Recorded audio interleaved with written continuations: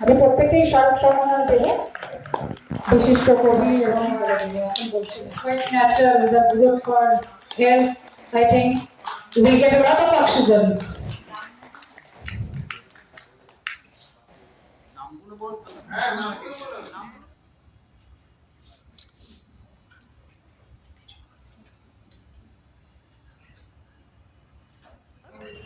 আমি বাংলাদেশ থেকে এসেছি সৌর সাহিত্য অনুষ্ঠানে যোগ দেওয়ার জন্য।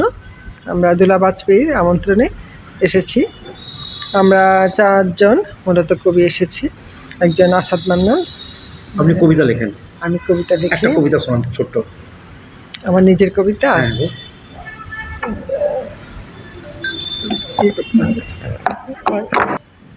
কবিতা পড়ছি। আমার কবিতার নাম প্রেম। প্রেম তো মীনাক্ষী, প্রেম ছায়া বিথিতল, বনের গুল্ম পুষ্পমঞ্জরি, নদী আর নীল সৈকতের অপূর্ব সঙ্গমস্থল। প্রেম পিথাগোরাসের উপপাদ্য, শতসিদ্ধ, মন বলয়ের কেন্দ্রবিন্দু, হৃদয় নিউক্লিয়াস। নিউটনের 3য় সূত্র, প্রেম পৃথিবীর মহাশক্তি, সেই মহাকর্ষ বল। ধন্যবাদ। और सूर साहित्य का संस्थापक है, जनरल सेक्रेटरी। हम लोग का हर साल ये 6th ईयर है जो ये प्रोग्राम हम लोग का एनुअल प्रोग्राम हो रहा है, और हर महीना हम लोग के घर में ये साहित्य सभा चलता है, गान संगीत साहित्य सभा सब। इसमें बांग्लादेश, कोलकाता, रांची, झाड़ग्राम, मेदिनीपुर, बांकुड़ा और छत्तीसगढ़, सारा जगह से आपको आर्टिस्ट लोग आए हैं। कवि है, साहित्यिक है, गायक है। ये प्रोग्राम आता है हर साल, और उसका साथ ये कविता का साथ श्रुति नाटक भी होता है, और आलोचना भी होता है। कवि या साहित्य का आलोचना भी होता है। उसका साथ आज का दिन हम लोग का आर्ट कैंप एंड एग्जीबिशंस होता है बगल में, जहाँ जमशेदपुर का बाहर का 12 आर्टिस्ट है, रिनाउंड आर्टिस्ट था, जो लोग आर्ट कैंप 2 दिन का होता है। आर्ट कैंप वर्कशॉप कम एग्जीबिशंस, और कोई बच्चा भी आता है जो लोग हम सिखाते हैं हाउ टू आर्ट। और इसका हम लोग का मेन एम है promoting the literature and culture of India. तो हम लोग इसीलिए इसके चाहते हैं कि हर भाषा, खाली बंगाली या नहीं, यहाँ बंगाली है, हिंदी है, तमिल, संथाली है, उड़िया है, और इंग्लिश भी जो बोल सकता है। तो इसीलिए हम लोग मल्टी लैंग्वेज के हम लोग का प्रोग्राम है, और हम लोग सब जात को, सब भाषा को इज्जत करते, प्रमोट करते हैं। पार्टिसिपेंट कहाँ से आए हैं? बांग्लादेश से, कोलकाता से, north Bengal, west east Purulia, Bankura, Ranchi, और छत्तीसगढ़, दिल्ली से एक जन, और झाड़ग्राम। मुख्य अतिथि के तौर पे कौन रहे आज? मुख्य अतिथि के तौर पे बांग्लादेश से आए हैं, और मिस्टर विकास मुखर्जी आए हैं। और हम लोग का मुख्य अतिथि तो हम लोग का विधायक सरजू राय जी थे, मगर वो कई कारणों से आ नहीं सके। और बाकी और जो सब इधर लोकल आर्टिस्ट है। ऐसा प्रोग्राम ग्रेट सक्सेस रहा। हाँ। पार्टिसिपेंट को क्या कहना चाहेंगे अपने? पार्टिसिपेंट आता है और दर्शक आता है, दोनों का मिल से कोई भी सक्सेस प्रोग्राम बन सकता है। और भी सक्सेस बनता है अगर वो रिपोर्टर अच्छा हो। तो रिपोर्टिंग सब ये आप लोग पिलर है इसका। आप लोग ऐड नहीं कीजिएगा तो कौन जानेगा?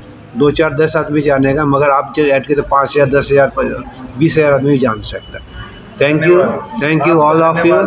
Thank you to the press of Jamshedpur and the spectators, participants, all.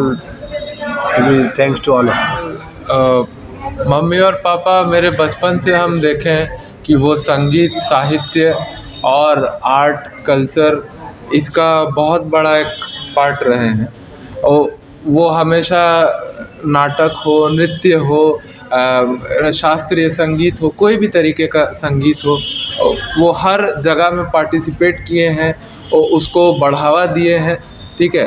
और सूरो साहित्य का जो मेन मतलब ऑब्जेक्टिव यही है कि आर्ट कल्चर एंड हेरिटेज को बढ़ावा देने के बहुत संस्था है, लेकिन हम चाहते हैं कि जो हमारे लोकल आसपास के जो भी ग्रामीण इलाकों से भी लोग उठ के आते हैं, आर्टिस्ट्स हो या उनका जो कला हो, हस्तकला, हस्तशिल्प, उनको और ऊंचे स्तर तक पहुंचाना, या उनके ऊपर और बढ़िया तरीके से उनका मतलब प्रदर्शन हो उनके कला का।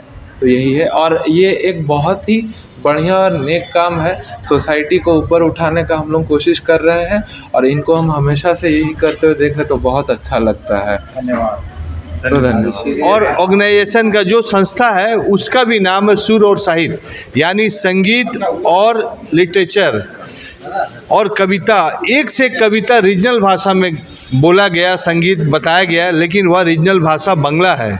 और जिसमें बांग्लादेश के भी कुछ बड़े बड़े विख्यात कविता लेखक थे, किताब लेखक थे, और जो जमशेदपुर के भी थे। और सबसे बड़ी चीज़ है कि कलकत्ता जो वेस्ट बंगाल की जगह है वहाँ से भी हमारे साथ एक संपादक है, वहाँ इन लोग के जो कविता है वह हिंदी में बताएंगे और उनसे जानने की कोशिश करेंगे कि जो संगीतकार, जो कविता लिखने वाले हैं वह किस विषय में कविता लिखे हैं और यह कविता कहाँ कहाँ प्रसारित होता है, किस प्लेटफॉर्म में। तो हम पहले बात करेंगे संपादक सर से, आप किस एडिटर से टीम से हैं, क्या आपकी न्यूज़ टाइम है, उनके बारे में डिटेल दिए, फिर हम आपसे कुछ सवाल जवाब करेंगे। हमारा जो न्यूज़पेपर है वो बंगाली डेली है, कलकत्ता से निकलता है, उसका नाम है दिन दर्पण न्यूज़पेपर। तो हम उसका एसोसिएट एडिटर है, उसका जो साहित्य लिटरेरी पेज है उसका हम देखते हैं और उसके साथ एडिटोरियल पेज का जो है उसको हम देखते हैं।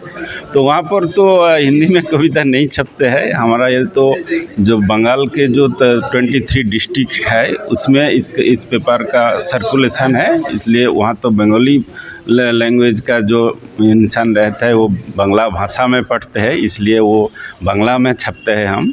तो जो बंगाली पोएट है वहाँ पर उसका पोएट्री निकलता है और शॉर्ट स्टोरी निकलता है, फीचर भी निकलता है, बुक रिव्यू निकलते हैं। और जो एडिटोरियल पेज है उसमें तो आप जानते हैं पोस्ट एडिटोरियल में वो जो सोशल कॉन्फ्लिक्ट है, लिटरेरी जो कुछ बात है और पॉलिटिकल जो नेशनल और रीजनल जो अपना पॉलिटिक्स है उसके बारे में होता है। पोस्ट पेज तो अलग है, हम उसको देखते नहीं, उसका है, उसका तो एडिटर अलग है। तो जैसे एक डेली होता है आपका हिंदी में जो भी होता है और इंग्लिश में भी जो होता है, बंगाली लैंग्वेज में सेम है। नेशनल पेज है, इंटरनेशनल पेज है, पोस्ट पेज है, लिटरेरी पेज है, तो एडिटोरियल पेज है, फर्स्ट पेज है, ऐसे ही होता है। सर आपके साथ जो बगल में बैठे हो कहाँ से आए हैं? इसका नाम है मेघनाथ घोषाल है। तो बेसिकली ये रिसर्चर है, ये प्रबंध लिखता है, कविता तो लिखते ही है लेकिन उसका जो दक्षता है वो प्रबंध में। तो ये आम भाषा में क्या बोलेंगे आप प्रबंध फीचर अच्छा विचार फीचर लिटरेरी फीचर लिखते हैं। तो ऐसे लिटरेरी फीचर निबंध लिखता है। तो ये यहाँ का जो वेस्ट बंगाल का जो बड़ा बंगाली पोएट है उसके बारे में भी लिखते हैं और बांग्लादेश के भी बड़ा पोएट है उसके बारे में भी लिखते हैं और हमारा जो लिटिल मैगजीन है उसके बारे में भी लिखते हैं और कविता भी लिखता है। एक शिक्षक है, एक स्कूल का शिक्षक है, वो यहाँ हमारा जो सुभाष मुखोपाध्याय बड़ा पोएट थे, अभी तो डेड हो गया, उसके बारे में लिखा। बांग्लादेश का अभी जो डॉक्टरेट भी किया है सुभाष मुखोपाध्याय की पोएट्री पर शांति निकेतन से, विश्व भारती, यही है इसका। सर क्या विषय में उनका अधिक शौक है, किस विषय को ध्यान केंद्रित करके उन्होंने अपना निबंध लिखते हैं? वो निबंध लिखते हैं बेसिकली पोएट्री के फोकस करके लिखते हैं। सर पीएचडी आपने किया है सर, किस किस विषय में पीएचडी है? সুভাষ মুখোপাধ্যায় বাংলায় আপনি কি সাবজেক্টে পিএইচডি করছেন? আমি সুভাষ মুখোপাধ্যায়ের কবিতায় কলাকৃতির উপরে করেছি। কলাকৃতি মানে সুভাষ মুখোপাধ্যায়ের কবিতায় ছন্দ, অলঙ্কার, চিত্রকল্প, রূপকল্পের ব্যবহার, সুভাষ মুখোপাধ্যায়ের কবিতাতে যে পোয়েট্রিক যে মানে কবিতার যে ছত্রসজ্জার যে নানান বিন্যাস, তারপরে নানা রকমের যে মিথের ব্যবহার, শব্দের মধ্যে যে নানা রকমের কবির যে নানা রকম বুনন ক্রিয়া, এই সমস্ত কিছুর অ্যানালিসিস করেছি এবং সুভাষ মুখোপাধ্যায়ের যে মৌলিক কবিতা এবং যে অনুবাদ কবিতা, পৃথিবীর বিভিন্ন ভাষায় সুভাষ মুখোপাধ্যায় কবিতা অনুবাদ করেছেন, সেই সমস্ত কবিতাগুলোর ওপরেই তার যে মানে এস্থেটিক যে লিটারারি যে অ্যানালিসিস সেগুলো করেছি আর কি। আর সুর ও সাহিত্য সুবর্ণরেখার কলতান যে প্রোগ্রাম এসেছেন জামশেদ, হ্যাঁ। কেমন লাগছে আপনার? খুব ভালো লাগছে। জামশেদপুরে এই দোলা বাজপেয়ীদির আমন্ত্রণে এসেছি। এখানে এসে তো দেখলাম যে বাংলা ভাষা সাহিত্যের ওপরে এনাদের যে প্রতিষ্ঠার ওপরে এবং কবিতার যে প্রতিষ্ঠার ওপরে, বাংলা ভাষার কবিতার ওপরে এনাদের যে লড়াই বা সাংস্কৃতিক যে একটা লড়াই বলা চলে, আন্দোলন, সাংস্কৃতিক আন্দোলন, সেটা আমাকে খুবই প্রাণিত করেছে। এবং কোথা থেকে এসেছেন? আমি এসেছি পশ্চিমবঙ্গ সোনারপুর থেকে। আপনার পুরো নাম রেখে? আমার পুরো নাম মেঘনাথ ঘোষাল। सबसे अच्छा कविता क्या है जो जिसको बांग्ला भाषा ভালো একটা কবিতা শোনান ছোট। আমার কবিতা ছোট কবিতা কণ্ঠে যেটা আছে সেটা শোন। पॉपुलर है वही। আমার ঈশ্বরী। ঈশ্বরী তার হাঁটা ধরেছিল কোন কাক ভরে, তামাটে শরীর পুড়ছিল তার অজানা জ্বরে। ঈশ্বরী হাঁটে পায়ের তলায় রক্ত জমাট, দুপুর রোদে পুড়ছিল তার তপ্ত ললাট। আমপান এসে উড়িয়েছে তার টিন চাল, ঈশ্বরী হাঁটে পুটলিতে বাঁধা এক মুঠো চাল। পরিযায়ী কত ঈশ্বরী হাঁটে উতলা ভাতের গন্ধে, ঈশ্বরী হাঁটে তামাটে সেঘান আমাদের নাসারন্ধে। सर इसके बारे में आप थोड़ा सिर से इसका सारांश थोड़ा सा बताएं। इसका सारांश ये है कि उसका वो कविता के स्तरीय उसको लाभार जो है, उस लाभार को वो बहुत सारा तो देखते हैं। वो तो ग्राम में वो जो विलेज में रहते हैं, तो उसका अनुसंग में वो देखते हैं जो कि ये जो पेड़ है उसमें जो लाभ होता है उसके साथ उन्होंने तुलना किया है। और वहाँ पर जो फूल है उसके साथ तुलना है। प्रकृति को हाँ, रोमांटिक पोएट है। प्रकृति के साथ उसका जो ईश्वरी है, प्रेमिका है, लाभार है, उसको तुलना किया है। चलिए बहुत अच्छा। कविता ऐसे नहीं लिखा जाता, प्रकृति को एक एक चीज़ सोच के लिखा गया और बहुत ही अच्छा है कि वह रीजनल में लिखा गया। सर ने बहुत अच्छा हिंदी में समझाया, लेकिन आप जो बांग्ला भाषा है उनका कविता जरूर सुनिए, आपको और इंटरेस्टेड हो।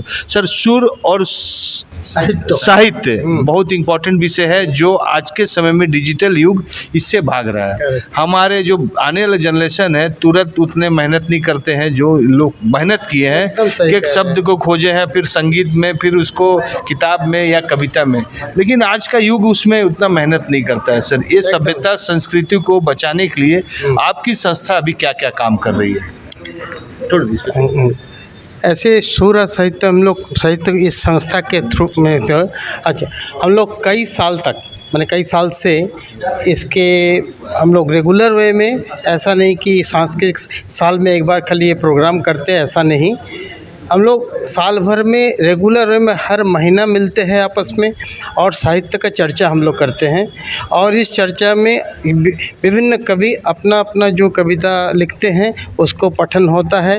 जो साहित्य का जो चर्चा होता है उसमें अलग अलग जो साहित्यकार हमारे बांग्ला भाषा या अलग अलग भाषा में भी जो है सबका चर्चा हम लोग इस हमारे सुर और साहित्य के प्लेटफॉर्म में करते हैं। और सुवर्णरेखा कलतान जो है इसका सही मायने में मंच है, जिस मंच के जरिए हम बांग्ला भाषा और दूसरी भाषाओं को खास कर संथाली और हिंदी भाषा को, झारखंड के जो ये भाषाएं हैं, क्योंकि यही हमारे धरोहर है, तो इसको हम लोग आगे बढ़ाने के लिए पूरी तरह से प्रयास कर रहे हैं। देखिए बहुत महत्वपूर्ण विषय है। बेस अगर आपका सही नहीं है, बिल्डिंग आप जितना भी ऊपर बना लीजिए सक्सेस नहीं होगा। और सुर और संगीत, अगर संगीत की अगर बात करें तो सारे गा मा पा धा नी सा यही बेस है, इसी के ऊपर पूरा संगीत बनता है। और ये बेस अगर आप नहीं समझिएगा तो अच्छे संगीतकार नहीं बनिएगा।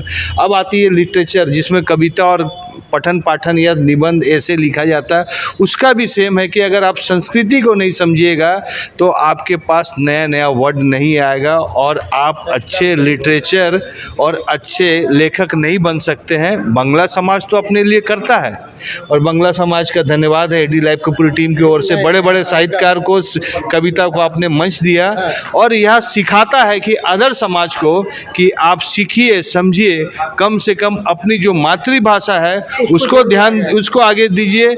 जो उसके पुराने लेखक उनको सम्मान कीजिए और आप जो पुराने लेखक हो उनका कुछ भी लिटरेचर, संगीत जरूर पढ़िए, तभी जाकर आप आगे बढ़ सकते हैं और अपनी देश की संस्कृति, सभ्यता और अपनी मातृभूमि की संस्कृति, सभ्यता को आप आगे बढ़ा सकते हैं। सीख अपनी मातृभाषा को भी जरूर सीख। वो हमारी धरोहर है, वो हमारी धरोहर है। अगर हम अपने भाषा का जो बेस है उसको अगर हम छोड़ देंगे और दूसरी भाषा की ओर दौड़ते रहेंगे तो हम लोग अपना हर कुछ को खो देंगे, नींव को खो देंगे। इसलिए हम लोग ये सूर साहित्य के कलादान के थ्रू हम लोग इसको कोशिश करते हैं। हर महीना हम लोग इसको चर्चा में साल भर रखते हैं।